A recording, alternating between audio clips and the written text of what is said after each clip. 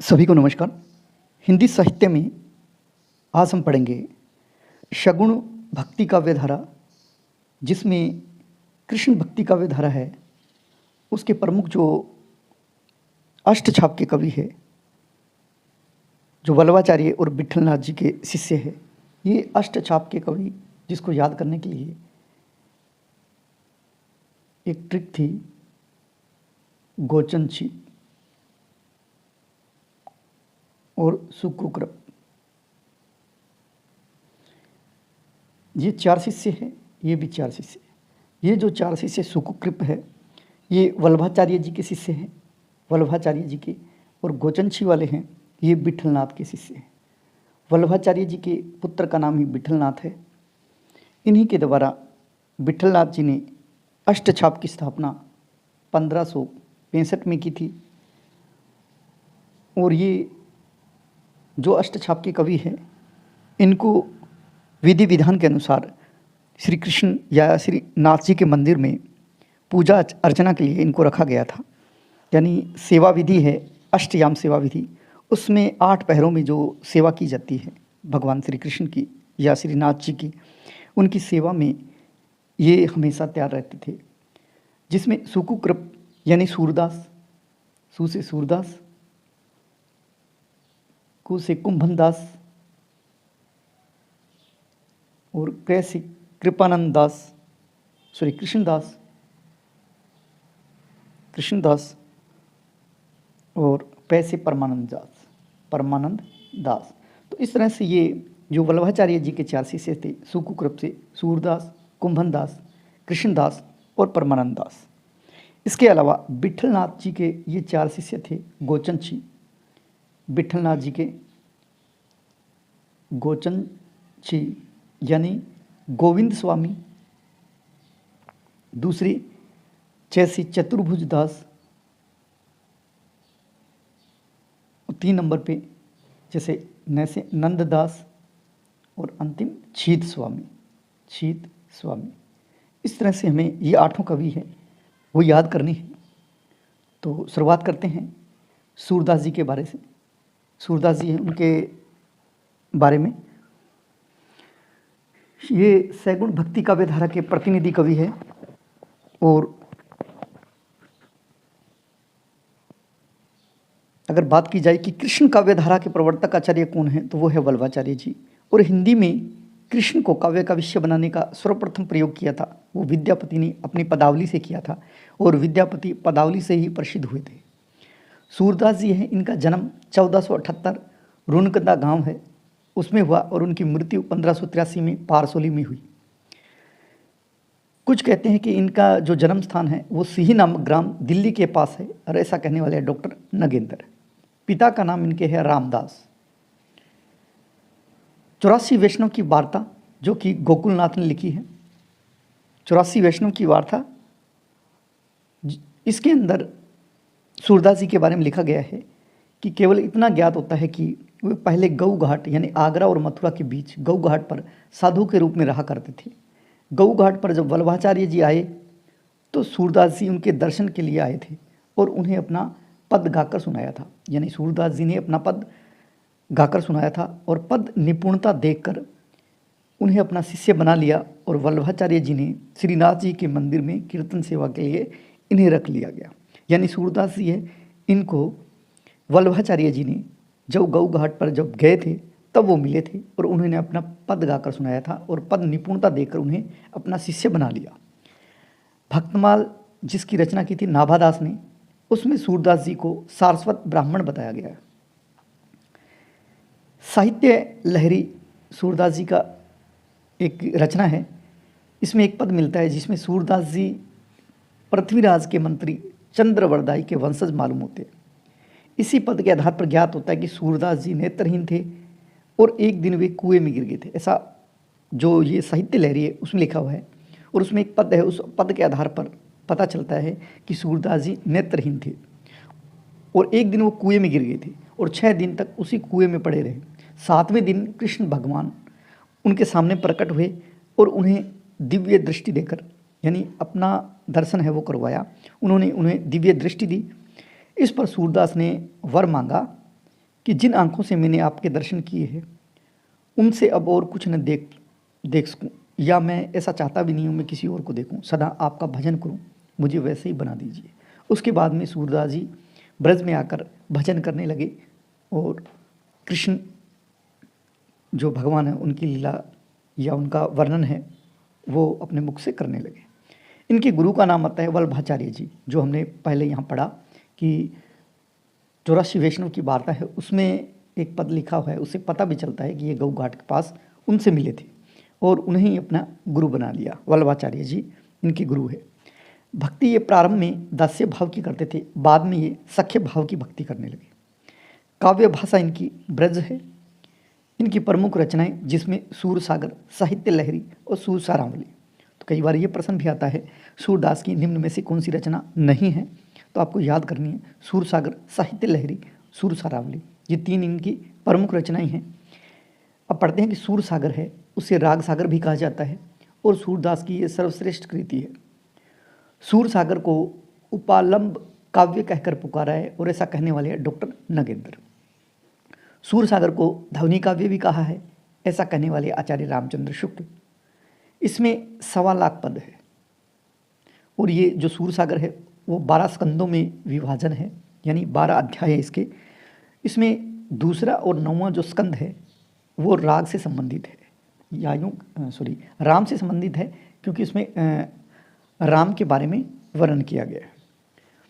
इसके आधार स्रोत ग्रंथ, यानी ये जो लिखा गया है उसका आधार ग्रंथ है श्रीमद् भागवत का 10वां स्कंद, जिसमें 46वां और 47वां अध्याय है वो माना जाता है। यानी इसका आधार जो स्रोत ग्रंथ है वो मद् भागवत का जो स्कंद है 46वां 47वां वही माना जाता है इनका आधार ग्रंथ। सूर सागर किसी चलती या चली आती हुई गीति काव्य परंपरा का चाहे वह मौखिक रूप ही रहा हो, पूर्ण विकास सा प्रतीत होता है, ऐसा कहने वाले आचार्य रामचंद्र शुक्ल। क्योंकि उस समय उनकी जो भाषा है वो बहुत ही अच्छी थी, इसलिए इनके बारे में शुक्ल ने ऐसा कहा है। उसके बाद में इनकी एक प्रमुख रचना है साहित्य लहरी। ये रीतिपरक काव्य माना जाता है। इसमें नायिका भेद संबंधी दृष्टिकूट पद भी मिलते हैं। इनकी रचना में अपनी वंश परंपरा का उल्लेख भी मिलता है, यानी साहित्य लहरी है, इस रचना में उनकी वंश परंपरा है उसका उल्लेख भी मिलता है। और साहित्य लहरी रचना सर्वाधिक विवादित भी मानी जाती है, ये विवादित रचना है। उसके बाद में है सूर सारावली। यह अप्रमाणिक रचना मानी जाती है डॉक्टर बच्चन सिंह और ब्रजेश्वर वर्मा के अनुसार। सूरदास जी को वात्सल्य रस का सम्राट कहा है और जीवनोत्सव का कवि कहा है, और ये कहने वाले हैं आचार्य रामचंद्र शुक्ल। बहुत बार प्रश्न पूछा गया है, सूरदास जी को वात्सल्य रस का सम्राट कहा जाता है, ये किसने कहा? जीवनोत्सव का कवि किसने कहा? तो ये कहने वाले हैं आचार्य रामचंद्र शुक्ल। गोवर्धन मिश्रीनाथ मंदिर की स्थापना 1519 में वल्लभाचार्य जी ने की थी और इनके जो शिल्पी थे वो थे पूर्णमल खत्री। पुष्टि मार्ग का जहाज सूरदास जी को किसने कहा था? तो ये कहा था विट्ठलनाथ जी ने।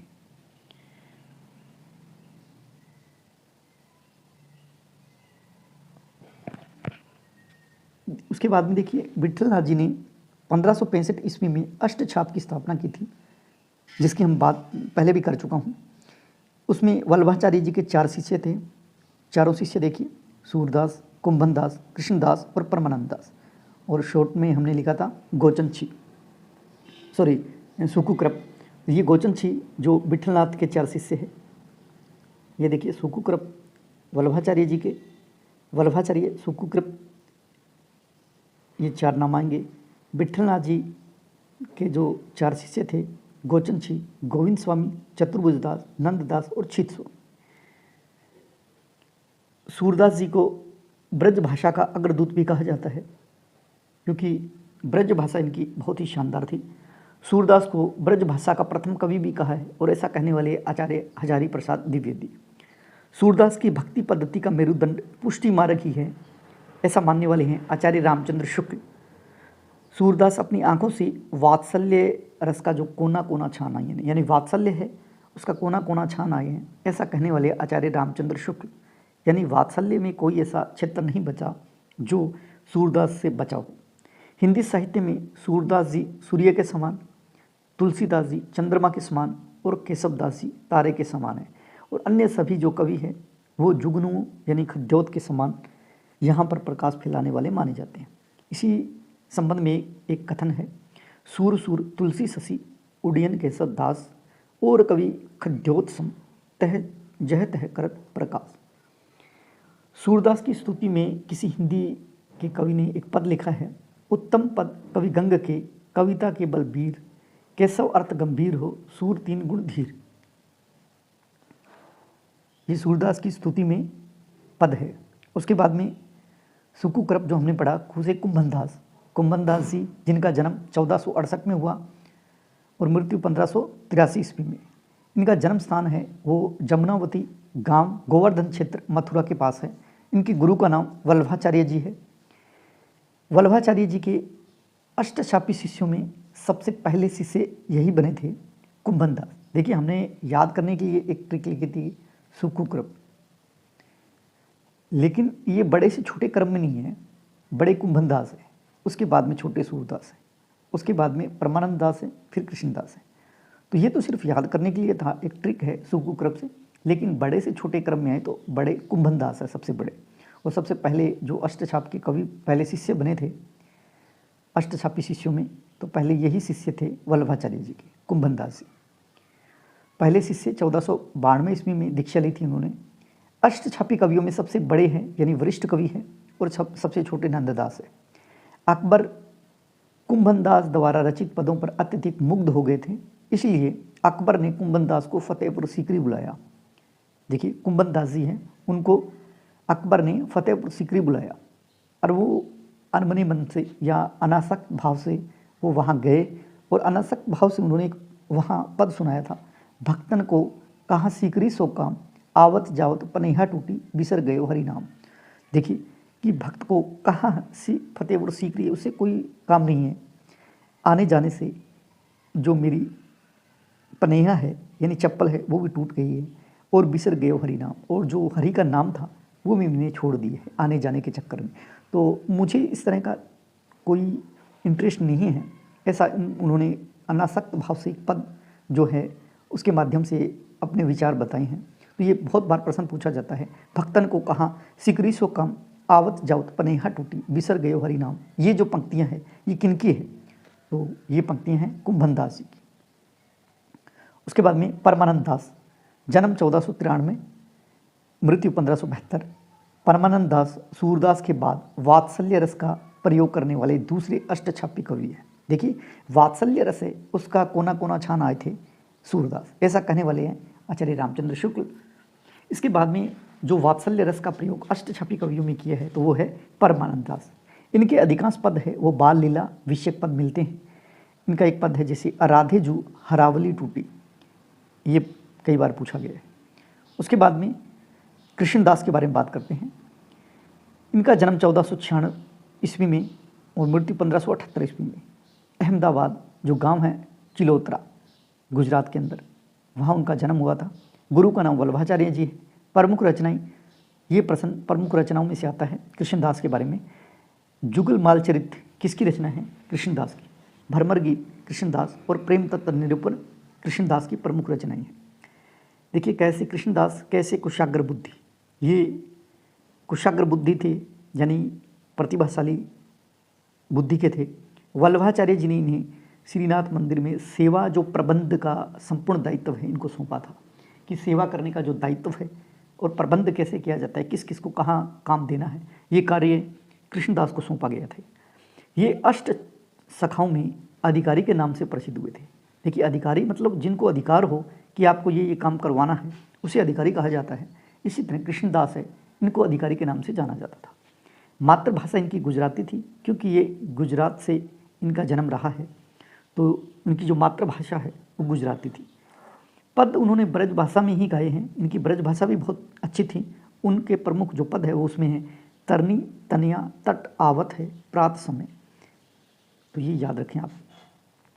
इसके बाद में गोविंद स्वामी, जन्म 1505, भरतपुर राजस्थान, 1585 में इनकी मृत्यु हो गई थी। तो देखिए ये राजस्थान के प्रमुख कवि है। ये अष्टछाप कवियों में सूरदास के बाद सबसे बड़े संगीतज्ञ माने जाते हैं। देखिए संगीतज्ञ सूरदास के बाद में उनके गुरु का नाम विठलनाथ है। और अकबर के जो दरबारी थे तानसेन, जिनका हम संगीत में नाम सुनते हैं तानसेन ने इनसे पद गायन की शिक्षा ली थी। यानी तानसेन के गुरु हैं वो भी गोविंद स्वामी माने जाते हैं।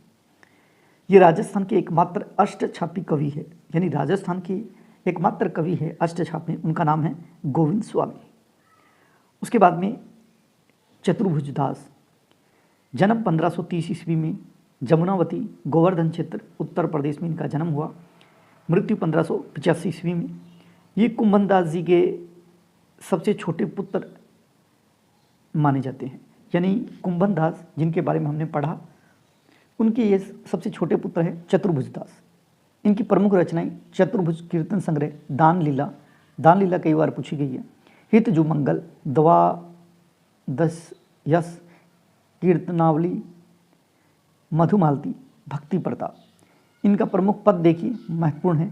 जसोदा कहाँ कहो हो बात, तुम्हारे सूत के कर्तव्य मुँह पे कहत नहीं जात। यानी देखिए जसोदा को कह रही है, कोई उलाहना दे रही है कि आपका जो पुत्र है उसके कर्तव्य देखो, उसके कार्य देखो। मैं ये कहना चाहती हूँ या बताना चाहती हूँ। तो ये जो पद है ये लिखा गया है चतुर्भुज दास का। उसके बाद में छीत स्वामी के बारे में पढ़ते हैं। इनका उपनाम है छीत चौबे, जन्म 1515 में और मृत्यु 1585 ईस्वी में। ये किशोरावस्था में उद्दंड प्रकृति के थे। यानी छीत स्वामी जिसको छीत चौबे के नाम से प्रसिद्ध थे, ये उद्दंड प्रकृति के थे। एक बार गोस्वामी विठलनाथ जी को इन्होंने एक खोटा रुपया और एक खोटा नारियल है वो भेंट देने की योजना बनाई, परंतु विठलनाथ जी ने अपनी दिव्य शक्ति से इसको शुद्ध और परिपूर्ण बना दिया गया, जिससे कि छीत स्वामी हैं उनके शिष्य ही बन गए। उसके बाद महत्वपूर्ण कवि नंददास, पहले राम भक्त थे, बाद में एक कृष्ण भक्त बने। जन्म 1533 ईस्वी में और मृत्यु 1583 ईस्वी में। जो जन्म क्षेत्र है वो है सोरो या सुकुर क्षेत्र, रामपुर गांव, उत्तर प्रदेश। नंददास जी के बारे में आपको अच्छी तरह से पढ़ना है और अच्छी तरह से याद रखना है। अष्टछापी कवियों में सबसे छोटे हैं नंददास और सबसे बड़े कुंभन दास जी वो सबसे बड़े हैं और कुंभन दास जी के शिष्य थे जिनका नाम था चतुर्भुज दास। कुछ आलोचकों के अनुसार नंददास तुलसीदास के चचेरे भाई माने जाते हैं। नंददास के पिता का नाम है जीवन राम और तुलसीदास के पिता का नाम है आत्माराम। ये सगे भाई है, इसलिए ये चचेरे भाई माने जाते हैं।